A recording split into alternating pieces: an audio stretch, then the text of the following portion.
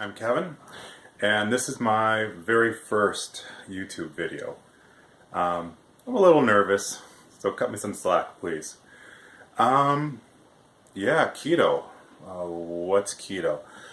Um,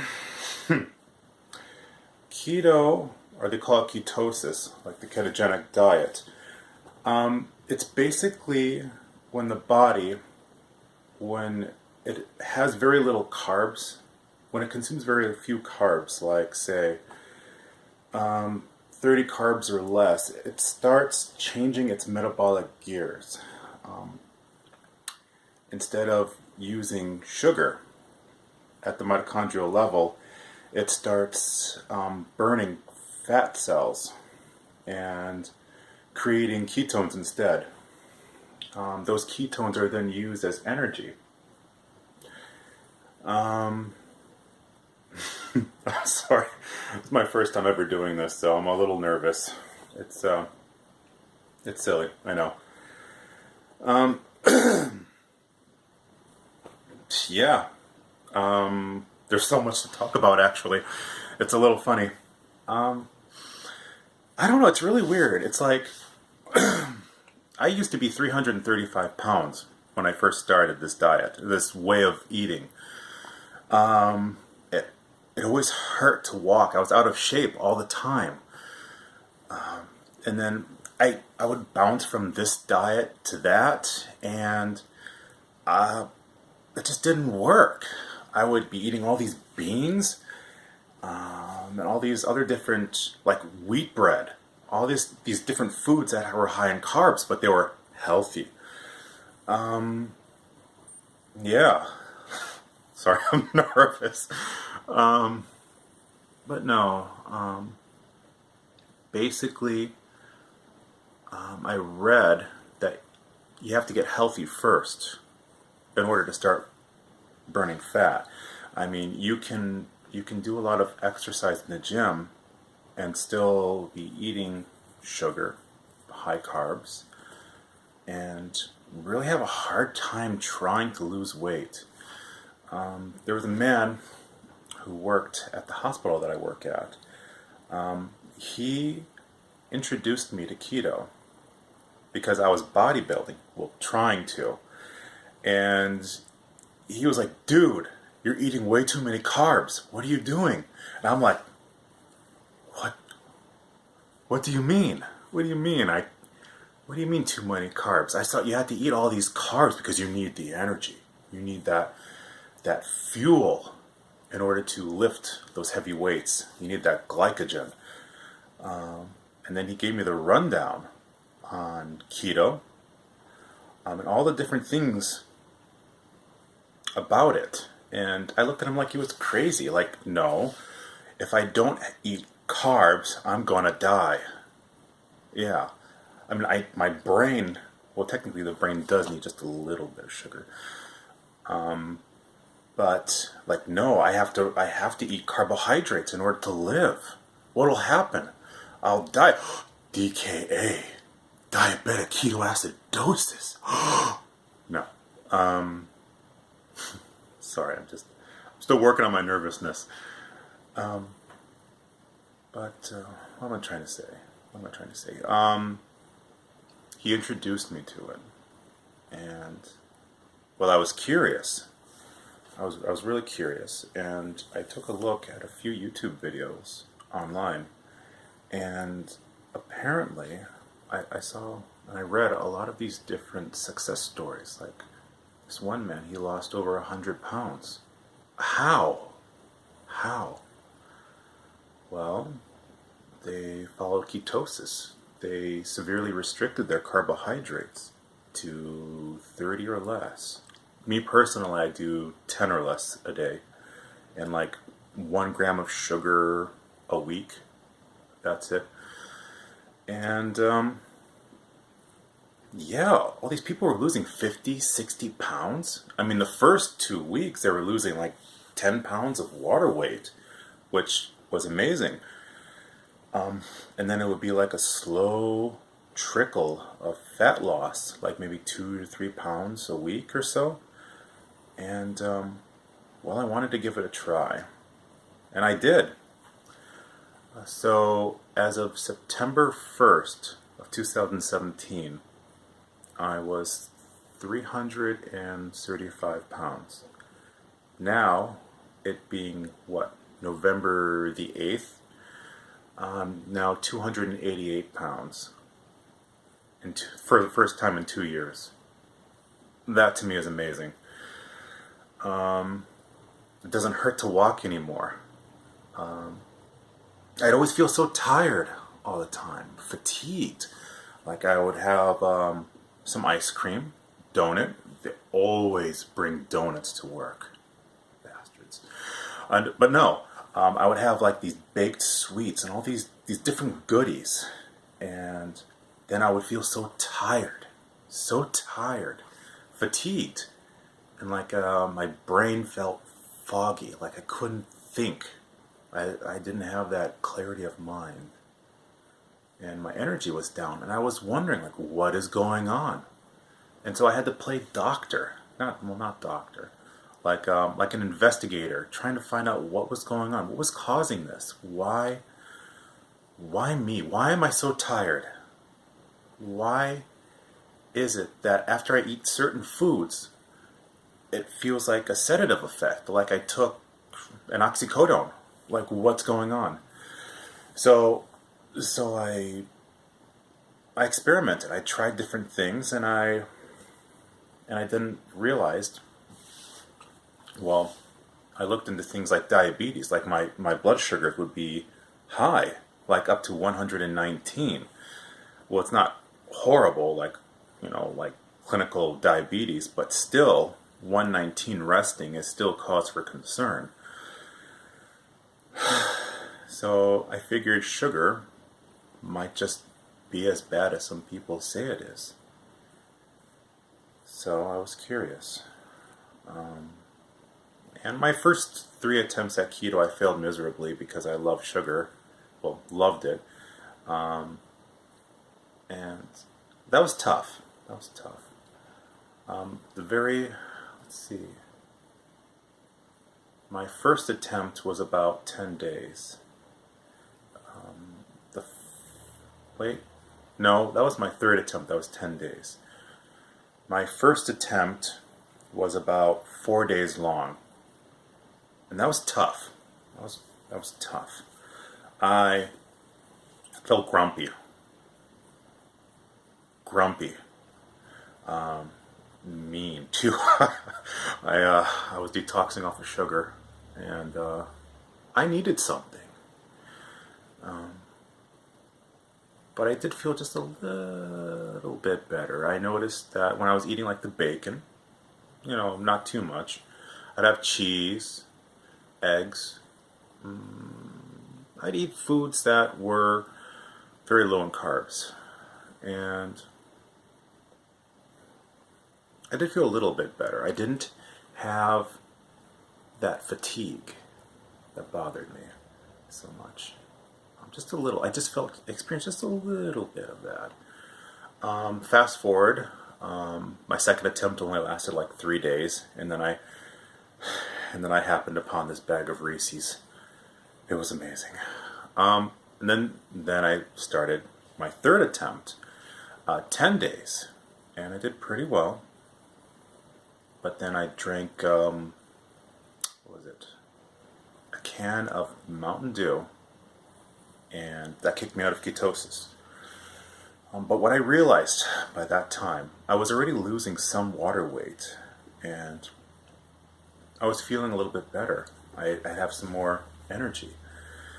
But anyways, my series attempt started September 1st, and it's been over 2 months now, and I don't know, I feel better. I feel happier. I respond better to stress. And I used to be dependent on Adderall XR because of my ADHD, and it was really difficult for me to multitask and focus and think with that clarity of mind. But then when I was doing this, I mean, ever since my fourth attempt, September the 1st, I haven't taken any Adderall medication. I haven't gotten my prescription refilled. I don't need it. I'm not dependent on it. It's like that movie Limitless where he got himself off the drug. He was off that hook. He didn't need a pill to function. And I realized that sugar, I mean, it's kind of like an addicting poison. It's hard to believe, isn't it? They get children hooked at such a young age on the frosted flakes and the, what are those little rainbow pebbles things, whatever they're called. But they get them hooked at such a young age. It's a shame, really. And it made sense, too. I mean, we've got, in the last 50 years or so, we've had this epidemic of obesity and type 2 diabetes and all of the comorbidities involved with that obesity. And I read this article where there is set to be more obese children than skinny children in America. And, you know, we humans, we've lived for hundreds of thousands of years. I mean, what is going on? What changed? Why? That's a tangent for another day. So, long story short, I started to really restrict my carbohydrates down to 10 or less. I started eating more leafy greens. Your spinach, your kale, some broccoli. Now, mind you, there are carbs you still have to count. You have to be cognizant of it. And asparagus. I love asparagus. I would eat that. What else? Basically, when you're eating fat, fat acts as a lever. It's not a goal. You shouldn't be hitting your fat macros as if it's a goal that you must reach, even if you're not hungry. No, fat is only a lever. It's meant to satiate you, to take away the hunger.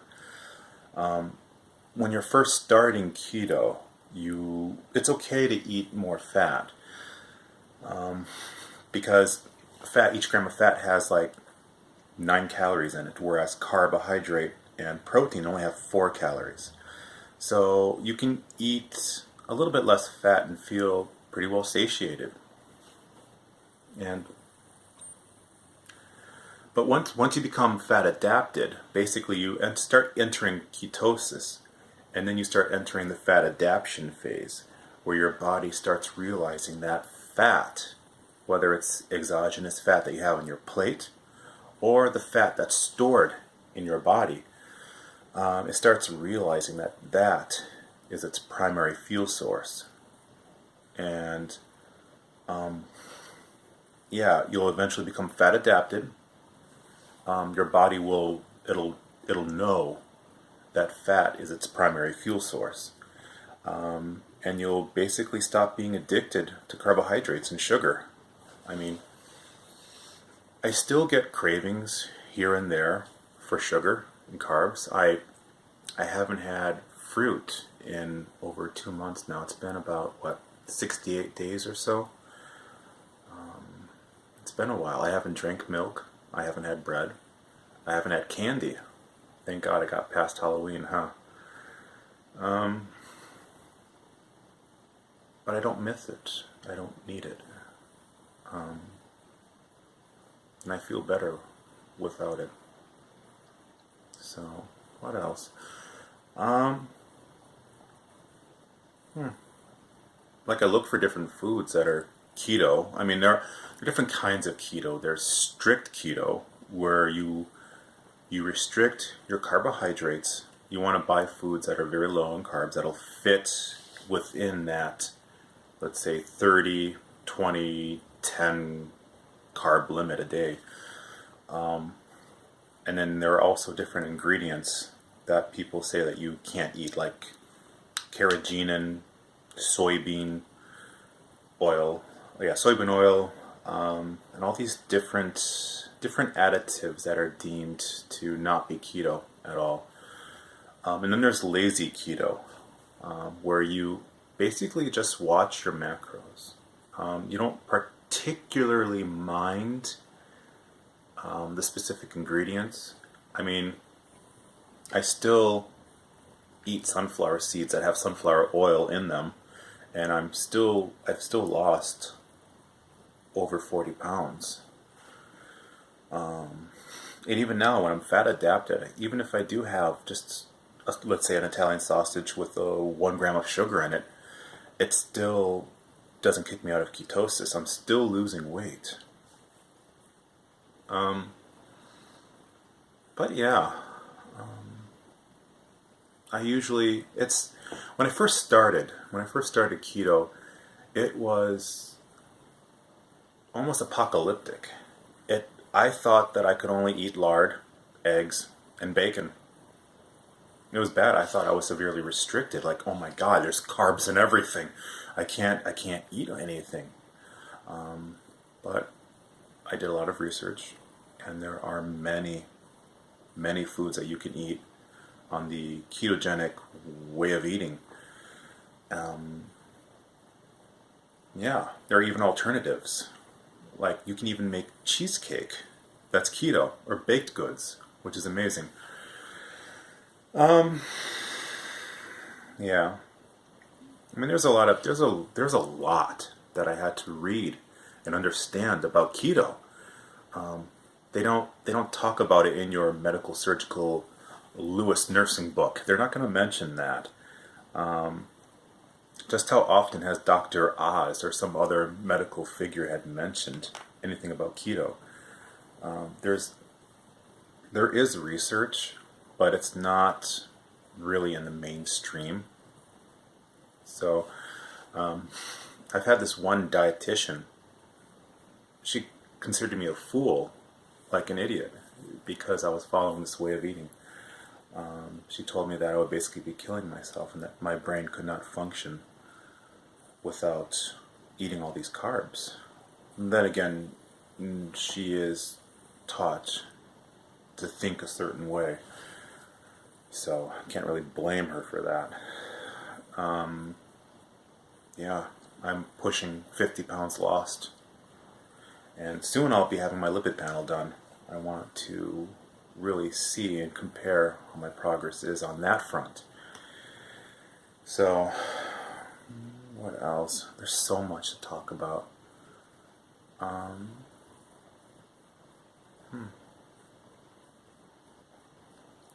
Yeah, Amazon. There are a lot of different products on Amazon that you can eat too. Even Walmart has a lot of different things. I think there's like this King Oscar brand of canned sardines in extra virgin olive oil that are absolutely delicious, and that's one of my favorite keto foods. There are many different cheeses I've tried. There's Munster, there's Asiago cheese. There's this brand by, I think it's called Bella Vitano, that's crusted in like cracked pepper, or they have one that's that has like a wine coating over it. Very delicious. You can eat cheese on this diet. Well, not diet, this way of eating. And once you reach a certain point in fat adaptation, you no longer get constipated. That's because when you're detoxing off of sugar and carbohydrates, all the bacteria in your gut, your microbiome, they die off. They're starving, and they get expelled. So then your gut starts getting repopulated with different organisms that metabolize fat. And so you can eat cheese, a block of cheese, and not be constipated. So it's kind of like a keto superpower. But yeah, no, that's silly. Eggs are good. You definitely want to get your leafy greens. Many people, they like to waste their carbs on silly, stupid things like protein shakes that have like 7 grams of sugar. Oh, but those 7 grams, that fits into my macros. Well, no. You want to think of those grams, that allotted amount of carbs, you want to think of it as currency. You get, say, you've got 30 carbs you can use. You want to think of it as 30 coins, carb coins. What are you going to spend it on? You need nutrition. Are you going to spend those coins on, say, a nice bundle of spinach sauteed with a little bit of bacon grease, just a little bit, or some other meat dish? Maybe spend some of that on broccoli, maybe some cabbage, red cabbage. That's always good. Maybe some macadamia nuts, some organic cacao paste, which is amazing. You want good electrolyte nutrition. You want vitamin and mineral coverage. So it's good to spend those carbohydrates that you're allotted wisely. Don't spend it on frivolous things that aren't really going to help you. Ultimately, it's your body, but there are better ways to do things. What else? I think that wraps it up for now. This is my very first video ever, so I've never done this before. It's cool, but no. Yeah, I'm Kevin Tom, and if you like my video, if you enjoyed it, I should say, if you enjoyed it, you can like my video, and you can subscribe if you want. You might learn a thing or two, as I did. I'm still learning. There's so much. There's so much to learn. So, yeah, that's it. All right. See ya.